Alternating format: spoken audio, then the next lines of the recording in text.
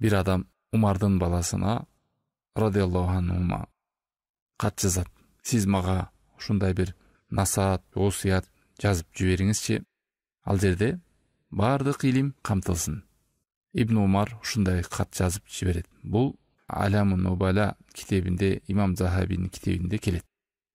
Чындыгында илим көп, бирок сен Аллах Тааламды жолуктурганда, бул дүйнөдөн өткөнүңдө, Аллах Тааламга жолукканыңда адамдардын канынан оолак болсоң, бул деген сөз эч убакта бул жашоодон өткөнчө башка бир адамдын канын төгүшүнө себепкер болбосоң, эч бир адамды өлтүрбөсөң, жана адамдардын акчасына кол салбасаң, сенин ашказаныңа, курсагыңа барган нерсе адал жол менен келсе, тапкан акчаң адал болсо, жана алардын аброюна, аларды ушактабасаң адамдар, тилиң таза болсо, доомат кылбасаң, ушак кылбасаң, тилиң алардын аброюна шек келтирбей таза болсо, жана мусулмандардын жамаатында болсоң, мындайча айтканда эл башчыларга каршы болбосоң, алымдар менен болсоң, мусулмандардын жамаатында болсоң,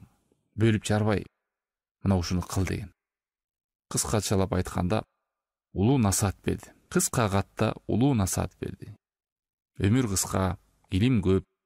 Ушундай кыска жашоодо негизги нерселерден бекем бол, негиз деп айтты.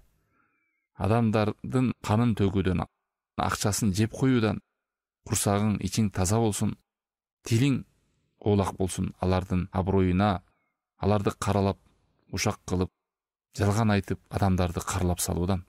Жана мусулмандар менен бир бол. Жамаатта бол. Жамаатта болуу, мусулмандардын эл башына каршы чыкпоо, алымдар менен бир болуу. Аллахтын китеби пайгамбар алейхиссалату вассаламдын сүннөтүндө болуу. Чындыкта болуу, ушул жамаат деп айтат. Жалган жолдо эмес. Мына ушул нерсени кылсаң деп насаат айтып жиберген. Бул улуу насаат туугандар.